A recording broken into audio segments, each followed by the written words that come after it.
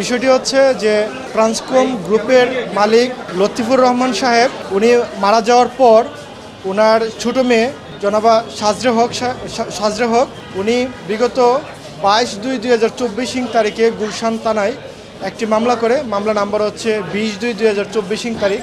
ওখানে উনি অভিযোগ করেন যে লতিফুর রহমান সাহেব মারা যাওয়ার পর ওনার বড় মেয়ে সিমিন রহমান উনি শেয়ার ট্রান্সফারের যে ফর্ম 117 সহ শেয়ার ট্রান্সফারের অন্যান্য যে ডকুমেন্টস আছে এইগুলা জালিয়াতি করে উনি হচ্ছে ট্রান্সকম গ্রুপের শেয়ারগুলো উনি ওনার নিজের নামে নিয়ে গিয়েছে এবং পুরো ট্রান্সকম গ্রুপের আপনার কর্তৃত্ব এবং মালিকানা উনি ওনার হাতে নিয়ে নিয়েছে।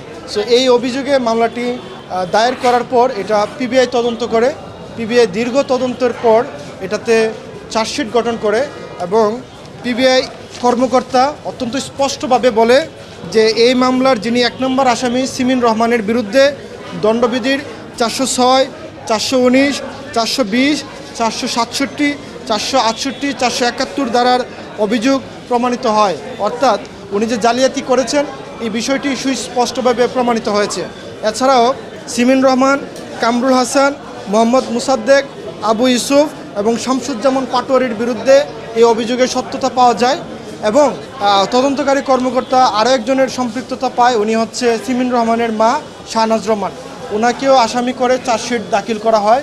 আজকে সে চার্জশিট বিষয়ে বিজ্ঞ আদালতে আদেশ দেওয়ার জন্য ছিল এবং বিজ্ঞ সিএমএম আদালত 3 এখানে দীর্ঘ শুনানি হয়। দীর্ঘ শুনানি হওয়ার পর বিজ্ঞ আদালত যে চার্জশিট এসেছে এটা সত্যতা খুঁজে পায় এবং হচ্ছে চার্জশিটটি আজকে গ্রহণ করে যারা আজকে উপস্থিত ছিলেন না তাদের বিরুদ্ধে ওয়ারেন্ট ইস্যু করেন এবং আগামী 2/2/2026 তারিখে ওয়ারেন্ট তামিল বিষয়ে প্রতিবেদনের জন্য রাখেন।